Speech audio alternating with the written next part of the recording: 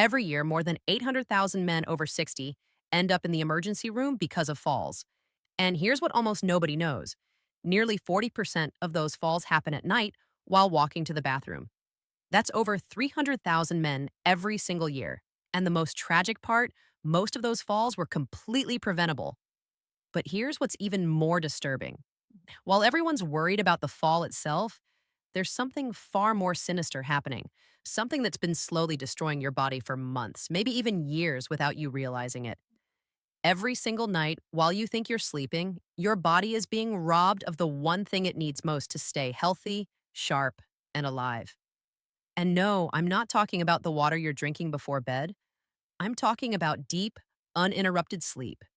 The kind of sleep where your body actually repairs itself, where your brain cleans out toxins, where your immune system rebuilds its defenses. And there's one hidden culprit stealing this from you every single night. Those 2, 3, or 4 trips to the bathroom that you've been told are just part of getting older. Medical professionals call it nocturia.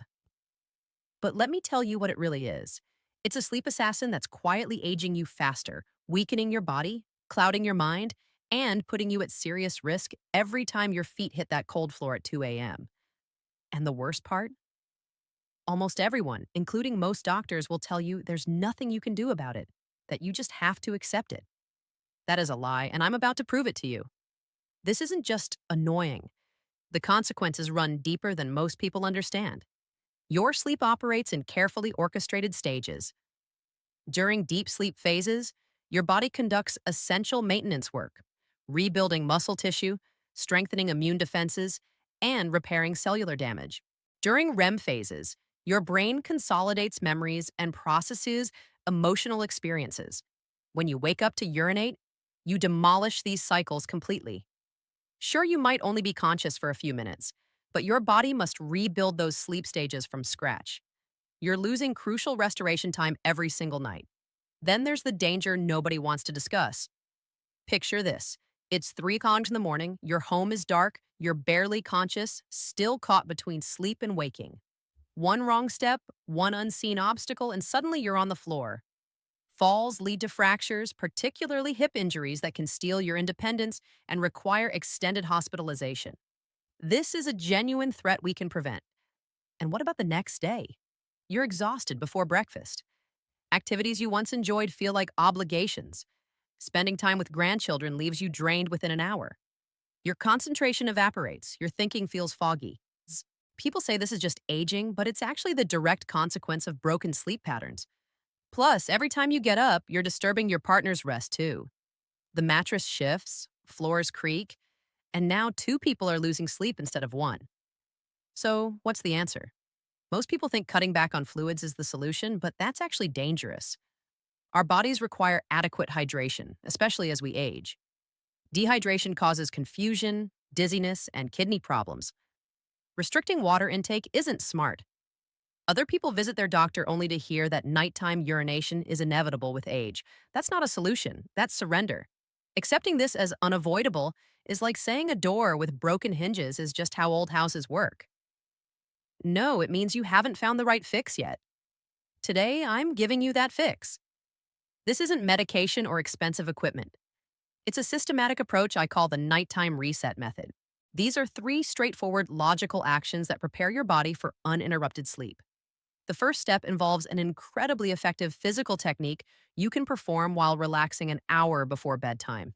It harnesses gravity to handle most of the work. It costs nothing, requires minimal effort, but delivers remarkable results. However, this technique only reaches its full potential when combined with the other 2 steps. Pay attention because we're about to eliminate those nighttime bathroom interruptions for good. Let me walk you through the method. Think of this like a pre-flight checklist. You follow the sequence without skipping steps. Step 1. The elevation technique. Before explaining the science, let me share a story. I worked with a man named Robert from Pennsylvania, late 70s, completely worn down. He was waking up 4 times every night. He'd attempted everything: limiting evening fluids, herbal supplements, prescription medications that left him feeling terrible. He was exhausted and desperate. He told me his body felt like an enemy at night. After hearing his situation, I recommended one simple adjustment to his nightly routine. Nothing pharmaceutical, nothing complicated, just a physical modification. He was doubtful because it seemed too basic after everything else failed, but he was willing to try. Within a week, he called me back. For the first time in years, he'd woken only once. By week 2, he was sleeping completely through. This single technique transformed everything for him, and it can do the same for you. Here's the process. Approximately 90 minutes before your intended bedtime, you're going to recline. Your bed or couch both work fine. Take 2 or 3 firm pillows and position them beneath your feet and ankles. Your objective is elevating your feet substantially above heart level. You'll know the height is correct when you feel a mild, gentle pulling sensation through your legs. That's all. Just stay there for 20 to 30 minutes. Read, watch television, have a conversation, whatever helps you relax. Now, an important safety note. This technique is safe for most men, but you should consult your physician first if you have specific conditions. Be cautious if you experience pain or swelling in only one calf, which could indicate a blood clot. If you have severe heart failure or significant shortness of breath when lying flat, if you frequently feel dizzy, have a history of falls, or have been diagnosed with extremely low blood pressure, or if you have severe nerve damage called neuropathy in your feet, or any open wounds or skin breakdown on your heels or ankles. If any of these apply to you, check with your doctor before trying this. For everyone else, let's discuss why this works. The mechanism is pure science, not magic. Throughout the day, as you sit, stand, and move around, gravity pulls on your body constantly. Fluid from your bloodstream gradually seeps into the tissues of your lower legs. Your legs, particularly around your ankles and calves, act like absorbent sponges, accumulating this excess fluid all day. Medical professionals call this peripheral edema, which simply means fluid buildup in your legs. When you go to bed with fluid-saturated legs, what happens the moment you lie horizontal? Gravity stops anchoring that fluid in your legs. All that accumulated liquid begins migrating back into your bloodstream. Your circulation delivers it to your kidneys, which filter it and convert it to urine. And where does that urine end up? Your bladder. Your kidneys process fluid all night long, and your bladder fills repeatedly, triggering those wake-up calls at 2, 4, and 6 in the morning. By performing the elevation technique 90 minutes before sleep, you're taking charge of this process. You're using gravity strategically. You're draining those fluid-filled sponges while you're still awake. You're telling your body to process this liquid now, before bedtime. After 20 or 30 minutes of elevation, you'll stand up and will almost definitely need to use the bathroom before bed. That's exactly the point. You're emptying your bladder on your terms, not at 3 in the morning. Common mistakes to avoid. First, don't do this 5 minutes before climbing into bed. It's ineffective because the process requires time. You need that full 90-minute window. Second, ensure your feet are genuinely elevated above your heart. Resting them on a low footstool isn't sufficient. You need that upward angle for gravity to function properly. Third, avoid bending your knees excessively. Keep your legs relatively straight to create an unobstructed pathway for fluid movement. That's step 1, simple, powerful, and capable of making a tremendous difference on its own. But to maximize effectiveness, we need step 2. Step 2, the complete bladder empty. This step occurs immediately before you get into bed for the night. You've completed the elevation technique. You've processed that accumulated fluid. Now it's time to ensure your bladder is absolutely thoroughly empty.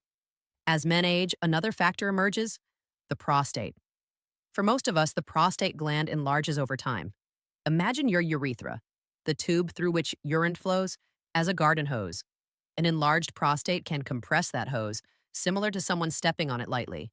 This compression makes complete bladder emptying difficult. A small amount often remains trapped.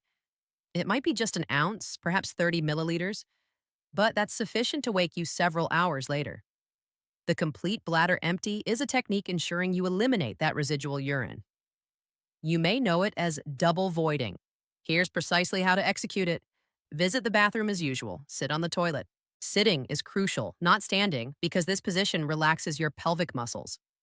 Don't hurry. Take your time and empty your bladder completely. When you believe you're finished, don't stand immediately. Remain seated for another 20 to 30 seconds. Just relax. Take several deep breaths. Then stand up briefly, Finally, sit back down and try to urinate again. You might be surprised that additional urine emerges.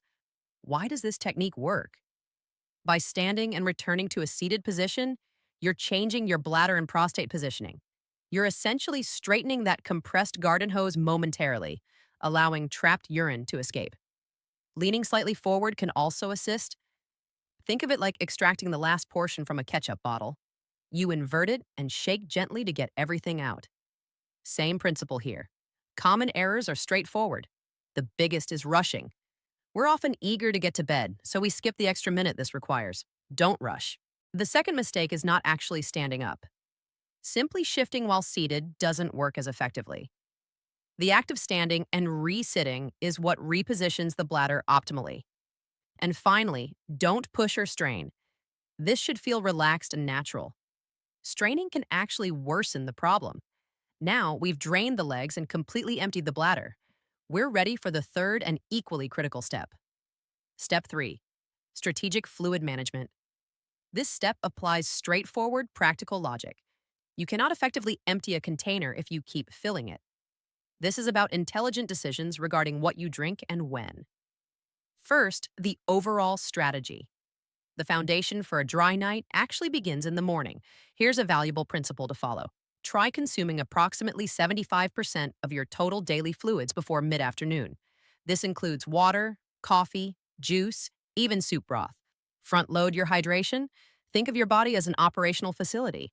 You want most supplies delivered during the active day shift when everything runs at full capacity, not delivered right before the night shift arrives to shut things down. For the evening guideline, many sources recommend stopping all liquids 3 or 4 hours before bed. For many people, that's excessively restrictive and impractical. We're using a smarter, more adaptable approach. Start with this initial goal. No significant fluid intake for the 2 hours immediately before bedtime. A small sip to take medication is acceptable, but no full glasses of anything. Try this for 1 week. If you're sleeping soundly through the night, excellent.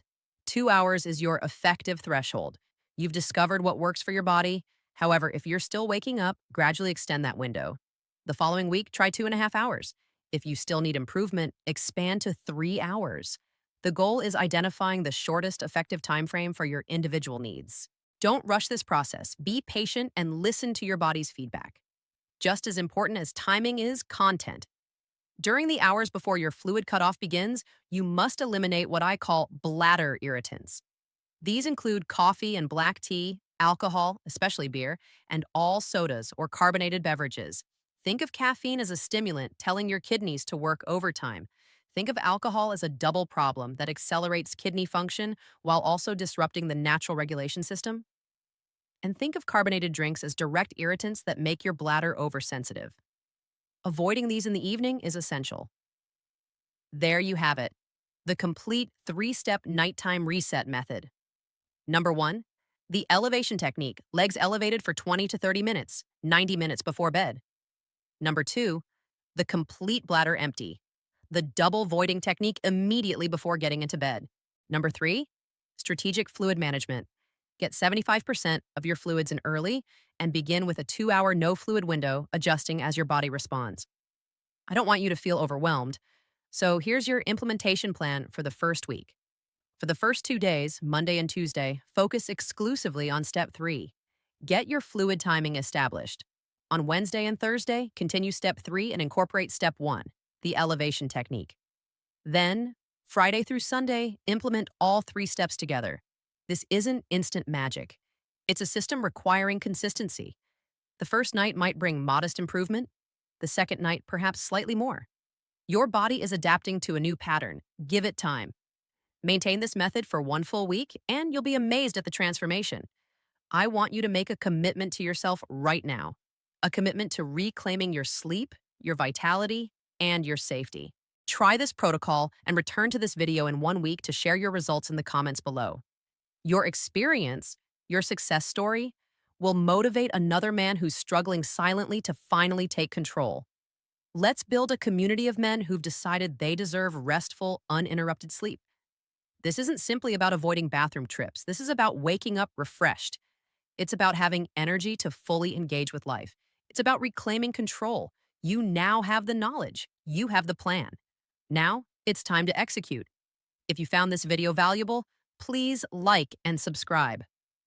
All from Dr. Narita, our Senior Health.